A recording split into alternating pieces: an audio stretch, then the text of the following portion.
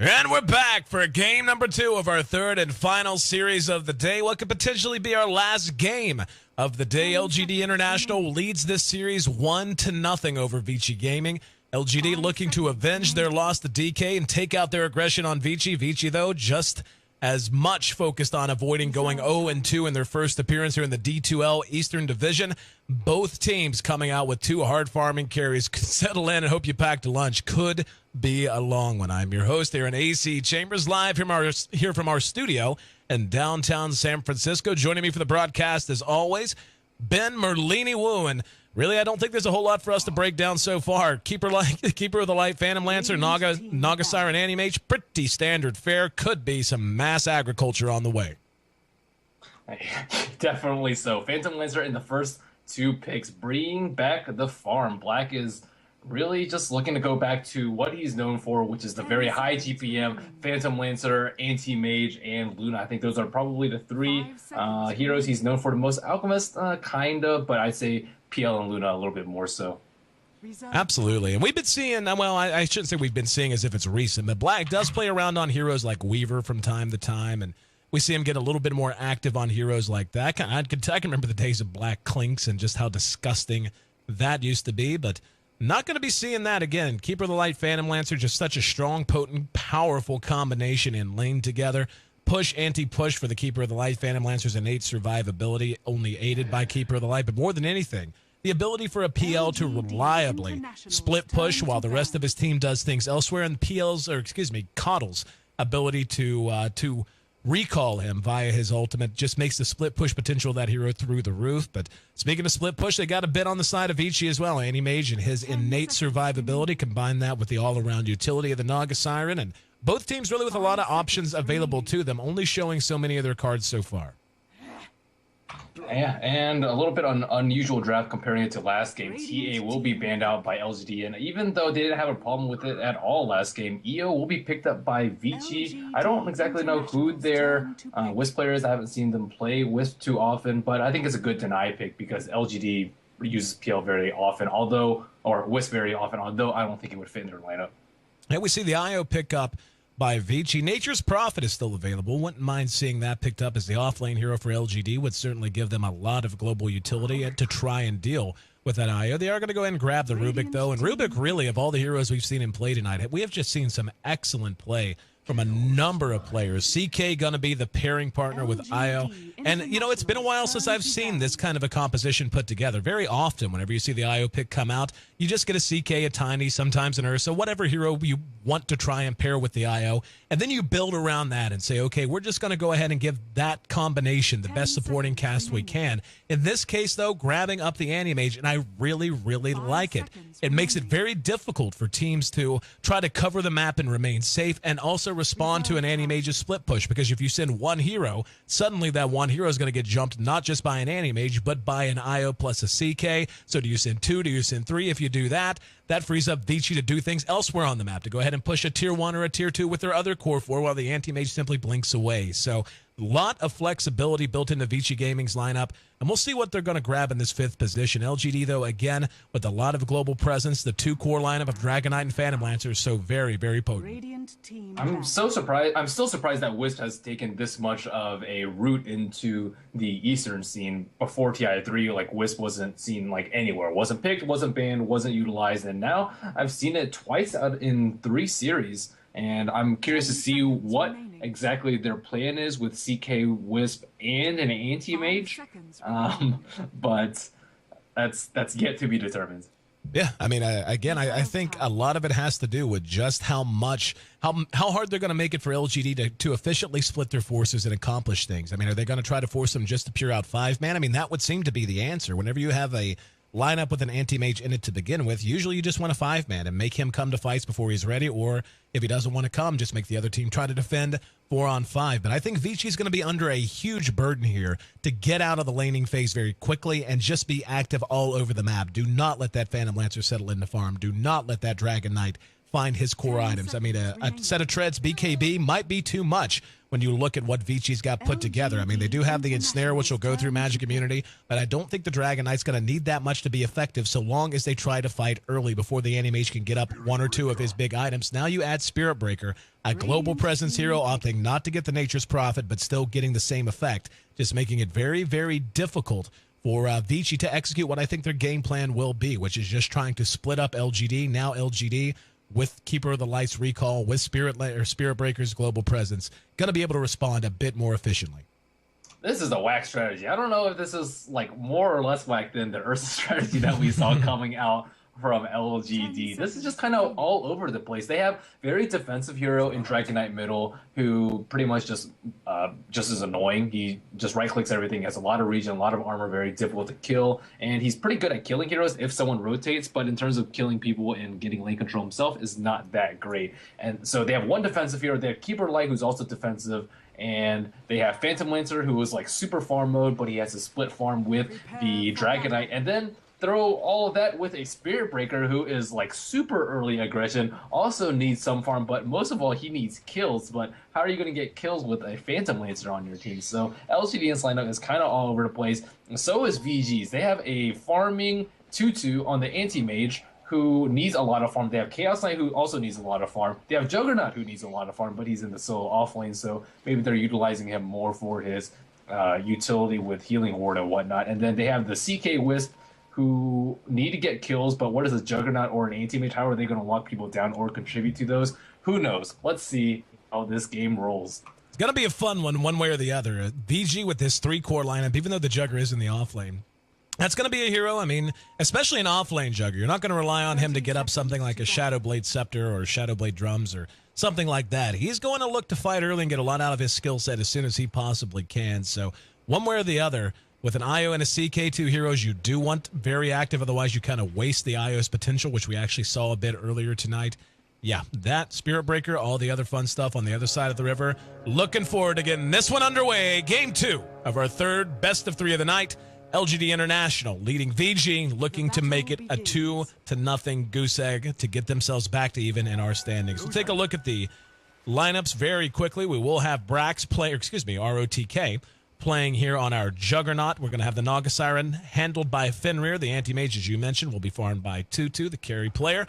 CK going to be played in mid by Super, going to be helped out by Io, played by FY, who's going to be trying to do what he can with his easy camp to help that CK out. On the other side of the river, we've got Misery playing on our Rubik. He is going to start ROTK cutting through the river here, but ROTK, having gone boots first, should remain safe for quite some time. Pycat going to be on the DK here in mid. 2 melees going back to back. The Chaos Knight versus the Dragon Knight. We're going to have Keeper of the Light handled by Freedom. Spirit Breaker going to be played by Brax, taking a little bit of abuse already in this off lane position. And the Phantom Lancer, no surprise, Black, the star of game 1, going to look to keep his farm rate high here in game number 2. And ROTK moving forward, we're going to see Misery just around to the south of him at the moment. Oh, whoops! I had my mic muted for a second. I have expected a Quelling Blade to be on Misery, but on the Rubik. But instead, Freedom is on the Keeper of the Light this game, and no Quelling Blade on him, no shenanigans. I think he is the support who gets a Quelling Blade on most heroes. Misery coming under a lot of pressure. ROTK doesn't have a Stout Shield, so he actually can't trade harass that effectively. He does have a fair amount of regen getting pulled. 1 set of 10 goes by FY.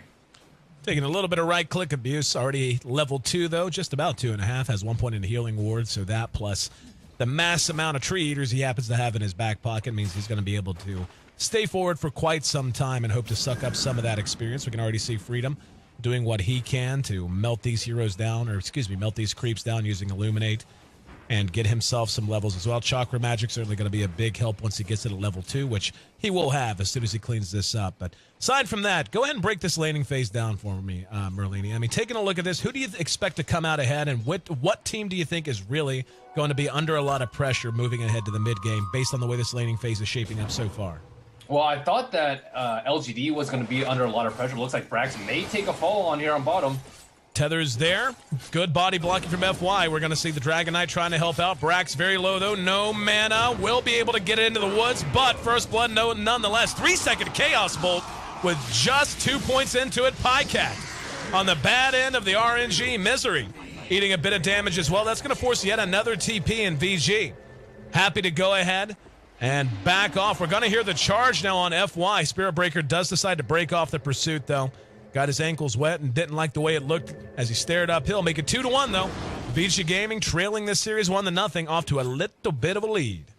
Yeah, I thought that LGD.int would have a rougher start. DK already had 9 CS in mid before that all that shenanigans went down in mid and he died. And Brax actually got, he was out of mana. He just got level 1 mana break on anti-mage and just harassed him down from 200 mana to 0. Look at him right now. He's just blinking. And if Spirit Breaker can't charge in the off lane, he's pretty useless. And meanwhile, Black is just doing what he's doing. So I think all in all, the game is going much better for LGD.int. Sure, they lost 2 heroes and they gave up first blood, but that was a 5-hero rotation from Vici Gaming. So all in all, it's not that bad. I think that Pycat could have been zoned out a little bit earlier. Wisp actually opted to do this creep pulling shenanigans. He tethered some creeps, broke down the trees, and did the very nice double pull, so that will give him some experience. But in terms of like the mid to late game, I don't know. I don't really favor Vici's lineup in that regard.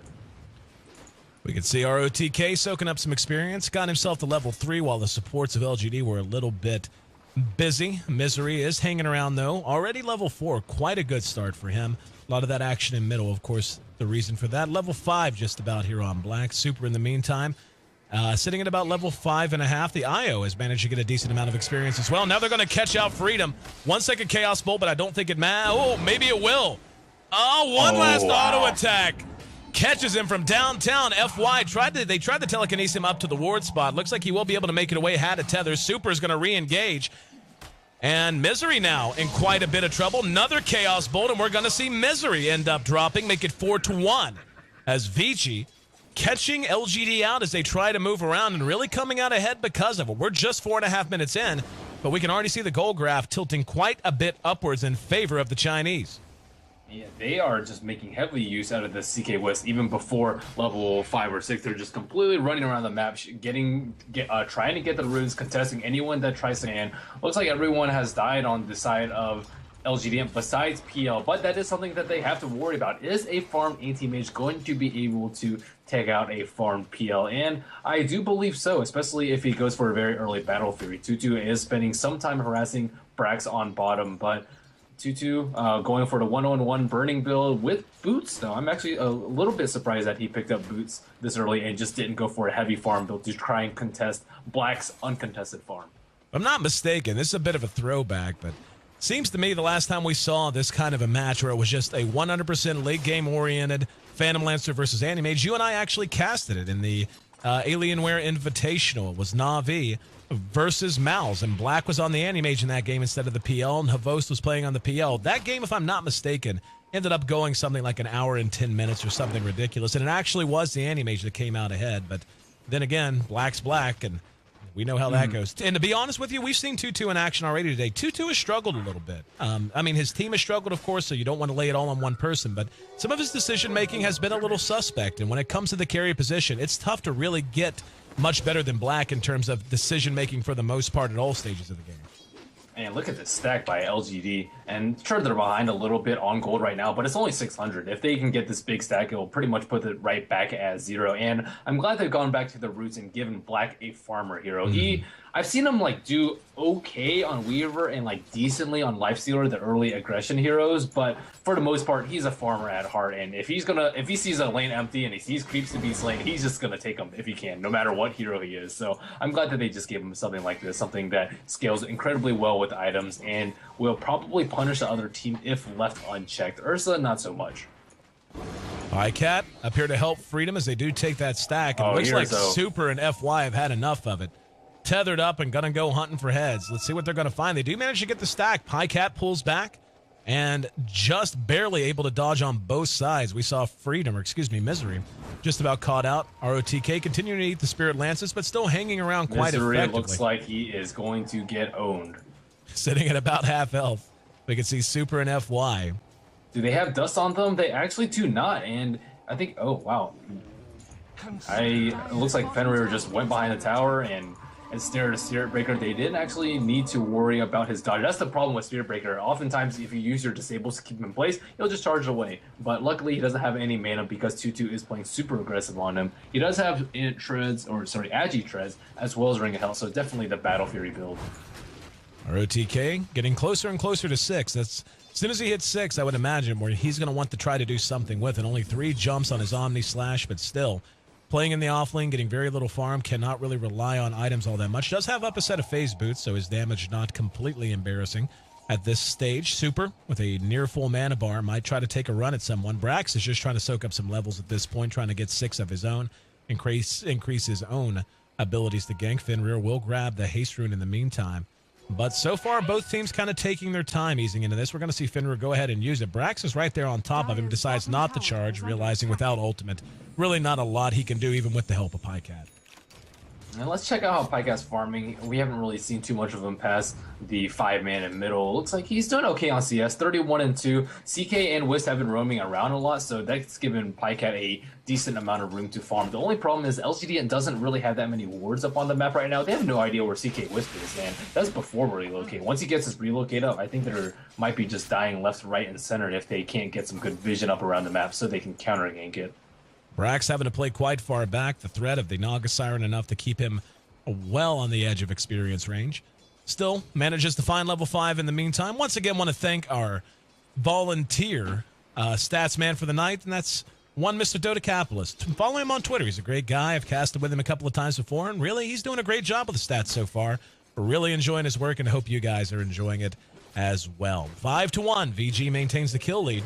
And Misery is going to go. Actually, VG managing to get a kill here in mid. As we see yet another one drop. That'll be the Keeper of the Light. Wow, Spirit Breaker charges and gets stuck because he canceled it. Taking a look at the SB. Yep, Brax caught in the woods. It's fine. 20 seconds. Probably best he's there anyway. He's been dove there before, so not going to go after it. And wow, we're actually going to see Chaos Knight make it happen he again just here got in blown middle. up in middle. My goodness. They really need a ward up their hill. VG has a ward up their hill. They were just able to reality rip them from the uphill into the downhill, get him Tether Sun, and just kill him. And LGD just getting punished. They have vision up here, but they haven't been ganking Black at all. Yep, Black continuing to just live up to what he is known for. Taking a look at his net worth, quite a bit ahead for this stage of the game. Even though the Anti-Mage has been relatively left alone as well. Black already beginning to open that gap up at just 10 minutes in. However, again, ROTK able to suck up some experience to level 7. We are going to see a relocate. And do they have dust? They do, but they ran the wrong direction. Black, so very quick to react. Already has his Yasha up, so his movement speed considerable to begin with. So Black dodging the bullet that time around. They are going to be coming back, and they know it. However, it's just Wisp. Yep, they're going to leave Super around just to hang. And in the meantime, another dive onto bottom as Tutu manages to blink past the tower. Fenrir did expend the ensnare one more time. So VG just making things happen everywhere, even when the relocates don't go their way. Yeah, Spirit Breaker just not the best pick right here with their passive lineup. They need a hero that can sort of limit Anti-Mage's farm, like Darkseer, like Timbersaw, or even Clockwork is like okay at it, but they're just not getting anything out of the Spirit Breaker. He doesn't have any mana. He's 0-3-1. Traditionally, Brax performs much better, but Anti-Mage is just having the time of his life. I mean, I wouldn't even be surprised to see him out-level Black, even though Black has had complete free farm on top, just because of all of these kills that Tutu has been getting. Looks like they're going to go ahead and go for a smoke. They're going to try and bait a dive on a Brax once again. They're hanging back. Wisp has picked up his arc boots. Now they're actually going to go ahead and give the end around. Give him the old okey doke, and they are going to take the bait.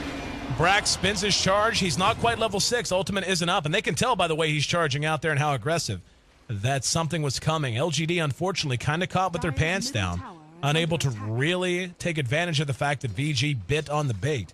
And they're actually still playing relatively far forward. That surprises me some. Relocate is up, and Wisp has a regen. This could be very, very bad for LGD. We're going to see Fenrir caught out. There's going to end up being the kill. Brax actually spent his ult, and we're not seeing anything but one TP so far. Actually, it's going to be 2. That's Super that came. Now here comes the relocate. Wisp going to come in. LGD is going to go ahead and back behind their own tier 1. In the meantime, Tutu unable to get the kill over near the side shop.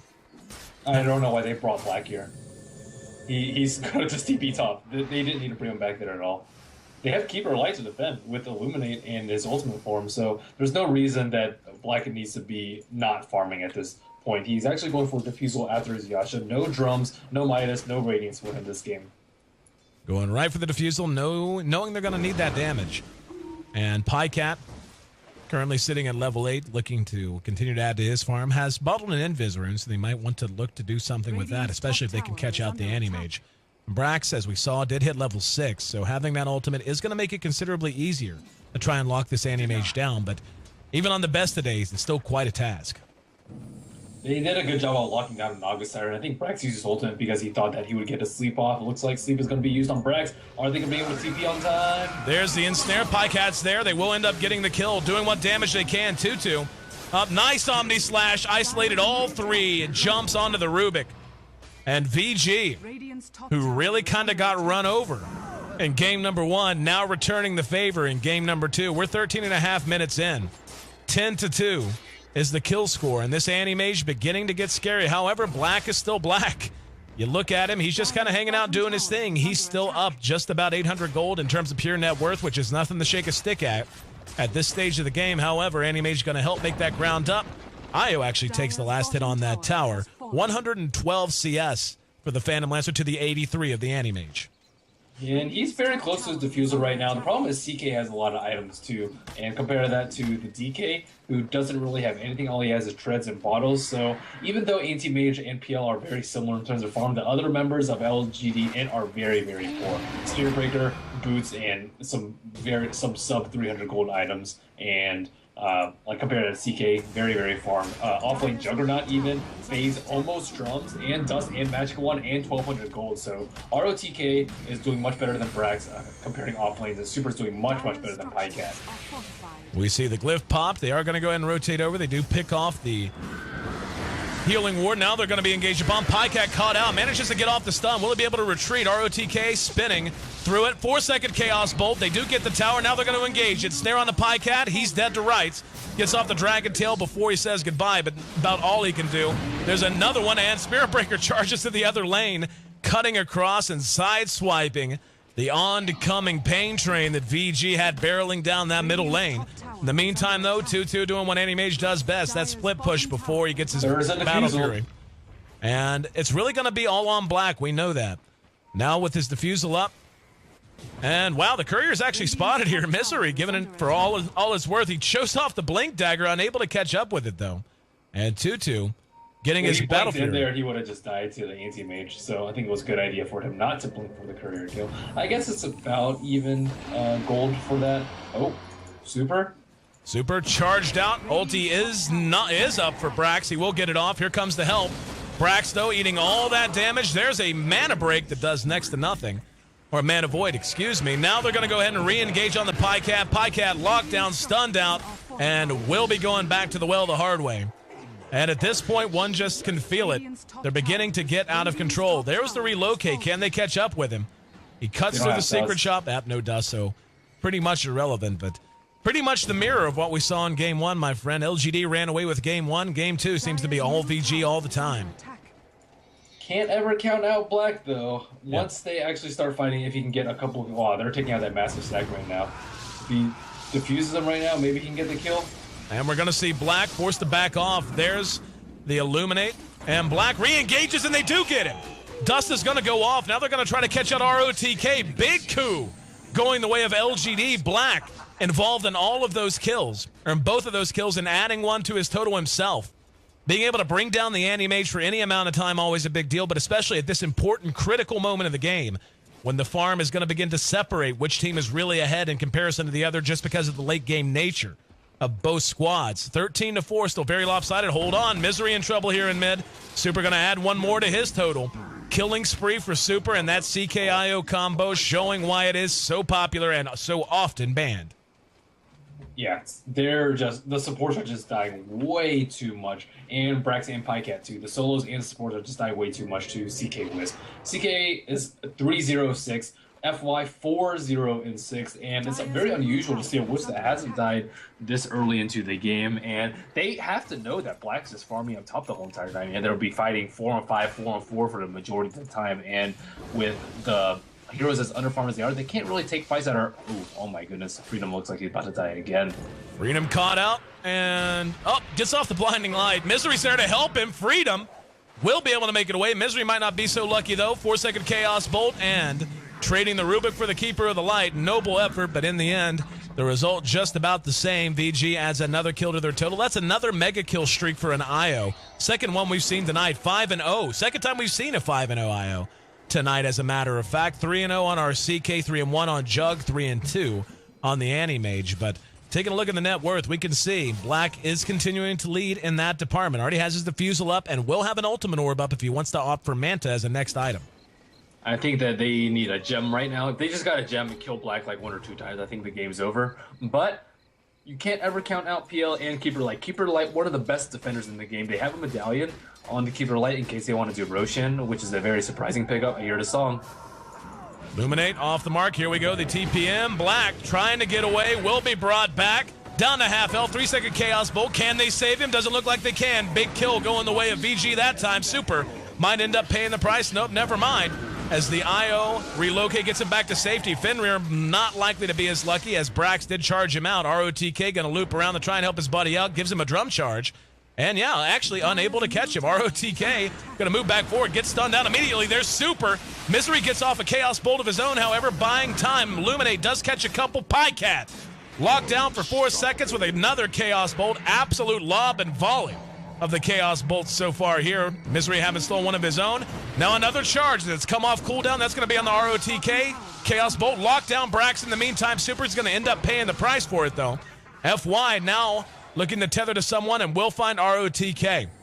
Anti-Mage completes his Vlads. Was going to point that out. Very much a mid-game kind of eccentric Anti-Mage approach, especially with Black going so late-game centric. 2-2 could be in trouble here going one-on-one with him. Black going to run him off and find some farm of his own. LGD did manage to pick off Super by the time all was said and done, but VG continuing to build on that lead. We can see the gold lead now up to 7,500 in favor of the Chinese. Same with the experience. I think that was a mistake by Black to buy back there. He didn't have his TP scroll up, and Keeper Light didn't have his recall, so he TP'd, and then he walked bottom to farm. And he didn't actually get that much farm because then he was recalled to middle, but he would respawn normally at that time anyways. And they got a CK kill out of it, but Black dying and then buying back and only getting 1 kill as his team and somebody else dying on his team too is just not the best situation for them. We can see the net worth now very much in favor of that Anti-Mage. About 1,000 ahead of Black, and this is really where they can't afford to be for all the reasons you pointed out. 4 of the top 5 farmers on the board right now all belong to Vici Gaming. 3 of those 4 are major damage dealers in the CK, the Juggernaut, and of course, that Anti-Mage who sits atop the board in Toto. VG not willing to let things go. Going to continue to press the issue as they smoke up. Look like they want to head into the dire side jungle. They might have a chance to find Pycat, and Pycat has really just felt impotent this entire game, and yep, that's not going to help much either. Lockdown, blown up, see ya later, Pycat.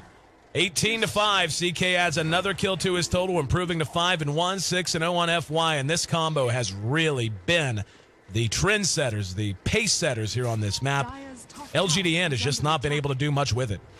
Not at all. FY is actually 4th on net worth. He is like almost double the net worth, well, not double the net worth. He's like 2,500 net worth over Pycat in middle as the Dragon Knight. And although I thought they were doing very unusual lanes, they were picking a very greedy lineup with Juggernaut off lane, Anti-Mage as the farmer on bottom, CK in mid. They're definitely making it work out, and I think it's really the Wisp and the CK play. They've just been running around causing so much havoc for everyone on LGD.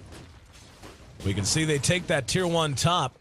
And down at bottom, LGD really unable to answer. 3 still hanging around here near the tier 2. We are going to see Fenrir go ahead and teleport out.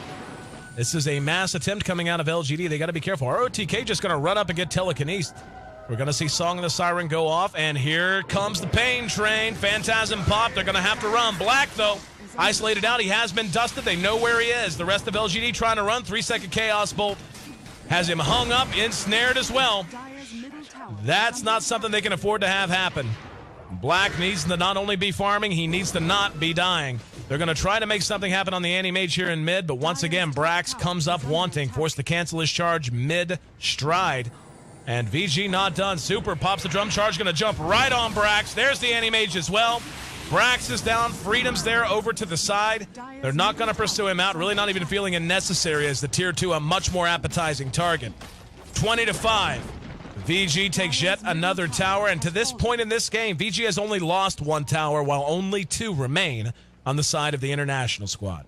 I think this game is very close to being called over. I don't mean to be fatalistic, but Anti-Mage has more farm than PL at this point. Looking at the net worth, he's 2,500 in net worth, and after this Roshan is probably going to be closer to 3,000 with an Aegis on him. I don't even see them killing AM once, let alone twice, and he can just kill the PL's army of illusions too. As we mentioned, very mid-game centric kind of a build, opting at the Vlads up very, very quickly. And now with a Yasha, though, Yasha plus an Aegis, very tough row to hoe if you happen to be an LGD.int fan. Super and FY really have just completely taken control of this game. And as we can see there, usually I don't want to mention the stats as they pop up. Just not professional style, but really, 6-0 on his Wisp, that's pretty sick. That is pretty sick. And we're seeing Look how Black's forced to farm now. He's just like even though he's really close to the lane and not even close to an enemy tower, he has to just Spirit Lance creeps and play very, very safe. And he farmed his Yasha and his Diffusal very, very fast, but since then, it has not been looking good for him. Manta almost up on Anti-Mage. He has it in his stash right now. VG trying to bait out some kind of a reaction, as we can see 2-2. With that Manta fully complete, going to go ahead and serve as the bait, going to try and force a big reaction. We're actually going to see ROTK under cover of Shadowblade spot out Brax. He's got Omni Slash if he wants to use it, takes a shot at Misery and faces immediately back. So not wanting to waste that bonus damage, they take one of only 2 outer tier towers remaining, reducing the number. And yeah, now there's a gem. All they got to do is rotate the top and do it all over again. Yes, they don't even need to go there with CK Whips is the thing. They are good at split pushing with Anti-Mage, with a Manta style, and Battle Fury, and with a CK Whip. So they are not really they're not really limited to doing anything right now. We're trying to pick off Misery. You can see, yep, they are going to manage to grab him. Once again, a relocate. Lands on the target. Super and ROTK, between them, have accounted for 13 kills and 20 assists. I want you to think about that. They have been involved in 20 of 21 total kills VG has netted this entire game. I think LGD.int just underestimated VG's potential with CK Whips. It looks like they've been practicing it for months. That's how clean their play is. Like, if you notice, when FY relocated, he had the Reality Rift like pre-casted on him, so that immediately after the relocate, he just got Reality Rifted up the cliff. So you can tell that they're doing a lot of the small tricks that make CK Whips as powerful as it is. And here's that rotation we were talking about. Just going to leave 2-2 back with that Aegis to go ahead and split push a smidge. The other 4 in the meantime, setting up shop here just north of the dire side jungle. The rest of LGD forced to just hang back. And taking a look at the gold, you can see why. We're getting close to 20,000 gold advantage going the way. Black we trust? Yeah. He's going to have to make it up in a hurry. And really, I mean, he's keeping it somewhat close, all things considered. But falling behind an Anti-Mage with the punching power of a Super and FY, hopefully after this match will start being considered one of the better Wisps going in the Asia scene, and he's really showing it to us right now. The stats certainly don't lie about that fact either. But yeah, they're doing the exact same thing, just trying to bait out some kind of action, and 2-2 says, that's fine, I'll pop a mana, take your last outer tier tower, and you will have 0 map control ever. And I mean, once he gets his butterfly, I don't even think he cares about PL illusions at all. And the thing about it is PLs can't get MKB either because it doesn't work on their illusions. Ooh, it looks like he just used a dust, but Black is just out of range for it. I hear a charge going on. Here he comes. As of right now, where is that Spirit Breaker? Yeah, it looks like Brax just, kind of beating his chest a little bit, making sure we're still awake. But 2-2. Sitting on 3,300 gold. We'll go probably by. Yep, there's the Eagle Song. And at this point, they could just wait it out. Finish out your butterfly, no big rush, strangle out the jungle, and just don't let LGD have a chance to farm Black. Yeah, either just push with the Aegis right now, they still have 2 minutes until the respawn, or just wait for the next Aegis, complete your butterfly, and then just push. There's no real reason for them to make any move right now. They don't have to if they don't feel completely confident in it. They can play the farming game. They have two heroes that are just extremely farmed compared to Black, who is way less farmed than Anti-Mage. They have good split push. They have good pushing just because they're so much stronger in items. They're much better farming too. So VG can just do whatever they want around the map without a fear in the world. And we're seeing him do just that. Fenrir heads down to get some solo experience, and yeah, that's all they're doing. They're just putting on the stranglehold. They are in no rush whatsoever to try and crack this tier 3 right now. Anti-Mage, with his Aegis, should be expiring, yep, very, very soon. And don't know that they're going to try to do anything with it. Just going to go ahead and continue farming. Super, spinning a Chaos Bolt on a, Satyr Mindstealer, because that's as you do. 28 minutes in. 20,000 gold, in excess of, actually, the lead. So you're talking well in excess of 500 gold per minute lead that has been generated by VG at the 28-minute mark. And Black's just scrambling for farm, just trying to make use of his Ancients right now, but he can't really farm in that many places right now. He could potentially get relocated gig right now. He has to back off to after a wave, just after a few seconds time. Look at Anti-Mage's position, because if they're not going to fight with him if they're going to force a T3 right now. It looks like about 30 seconds left until the Aegis, so I expect just passive farming for the next 4 to 5 minutes, pick up the Roshan, and then make a swing at the barracks with the Butterfly online. Butterfly up at about 900 gold at this point. Has enough for the Talisman, plus a little bit of change to... He is level 20. Yeah, he's level 20 massive. Massive. And opening up quite a gap. And yeah, there's just really not a whole lot to talk about other than what we've been saying. LGD is locked in their base. They have no chance to really come out without risking a total 5-man wipe, which would give them VG an immediate Rax. And just not a whole lot that they could do except hope that when VG decides the 5-man push, or when VG decides to head into the Roche pit, they make some kind of mistake and they can get the drop on them. And Pycat still scrambling to get his BKB, but I don't even think he's going to complete it this game. Not at this rate. And that's something worth mentioning. Pycat really has just been completely neutered. He has not had an effect on this game worth mentioning. Every time he's come into the fights to try and contribute, he'll get off a Dragon Tail and 1 or 2 auto attacks, but they just have so many ways to lock him down. Even if he had Magic Immunity, it wouldn't matter. They have Ensnare, they have Chaos Bolt, and he just really, Ensnare alone, just allowing the CK to close that gap and get off the crits that he wants with Chaos Strike, just really has not allowed him to feel as survivable or like that anchor hero. Usually when I talk about DK, he feels like an anchor hero around which the fight tends to flow. Instead, he's really just been a punching bag. Punching bag is pretty good analogy to what Pycat feels like right now. 0, 5, and 2. They only have 5 kills on their team. Combined. Combined. Yeah, well, take a look at who's got him. They are kind of spread out. 0-6 on our Spirit Breaker, 0-5 on Pycat, and that really tells all the story you need to know. A couple of bracers. And one of those was with, wasn't the Suicide? Oh, no, that was the last game. Yep. Well, yeah, just more passive farming, checking Roshan timer, because that is, mass disconnect coming out. Yep, LGD said GG.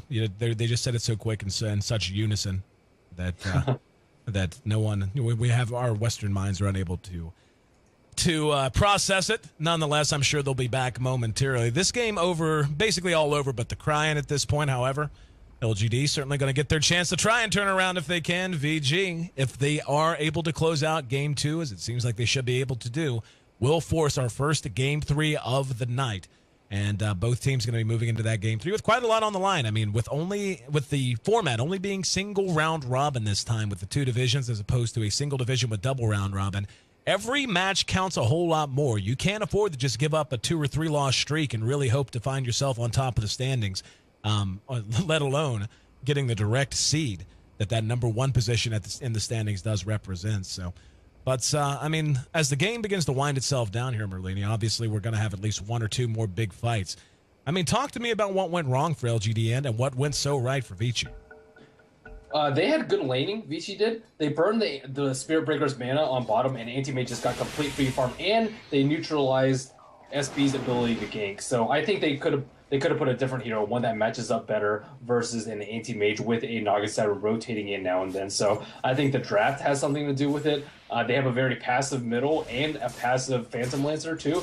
I think they needed like a space creator in middle, such as Queen of Pain, such as a Puck, Neither of those match up very well versus DK Wisp, but still, DK with underfarm can't really make anything happen, whereas a Puck or a Co-op underfarm, they can at least throw out a bunch of AoE damage and be very, very annoying to kill. And escape CK Wisp gank sometimes with like the blink ability. DK, he just dies. So I think it has a lot to do with the lineup. I think they also highly, highly underestimated Vici's ability to utilize CK Wisp, and I underestimated it too. I was surprised that they picked it up that early. Looks like Black is going to die again. I thought that they would just not be able to play well, especially with the anti-mage team. I thought they wouldn't be able to find opportunities, but that has certainly happened. They have found opportunities everywhere and just found a lot of farms. So I think LGD just needs to draft better next game, have a more clear and concise game plan, and not just throw all their eggs in one basket. In Black we trust. Yep, one more kill is all it took. GG, well played, called by Black as he in the coddle drop. And Tutu actually eats a 4-second Chaos Bolt. The Ancient blows before he can add to his kill total. A very impressive Game 2 outing coming from Vici Gaming, which again rolled into this game having dropped 3 in a row tonight. Instead, they're going to go ahead and force our first Game 3 of the night against LGD International. LGD just felt flat that entire game, really. I mean, obviously, Black had his moments when he felt like he was really getting into his groove, but the CK-IO combo just a little too good at knocking him out of that rhythm. Yeah, I definitely think so. Well played by Vici Gaming, so this will be a 1-1 going to the best of 3. Who do you think has the upper edge? Right now, it's kind of tough to call. I mean, LGD, again, I felt like they were really looking good in Game 1. Vici, though, I mean, they're a team who have a lot of question marks surrounding them, but we'll have to wait and see. Really could be anyone's game, and I agree with you. I think a lot of this came down to the draft and just the way they matched up in their lanes. And sometimes that's all that can separate two teams even in skill is just who has the better draft. And we'll take a look at that coming up after the break. 23-5, the final kill score, 31 minutes, 54 seconds, the official game time. I'm your host, Aaron AC Chambers, live on the floor of our downtown studio here in San Francisco, joined by Ben Merlini-Wu, giving us his knowledge and insight as always. And one last game to close out this inaugural day of Season 4 of the D2L, brought to you by Kingston HyperX. Stick with us, guys. We'll find out which of these teams is going to walk away without a win and which of these teams is going to be able to break even in the standings. We'll be right back.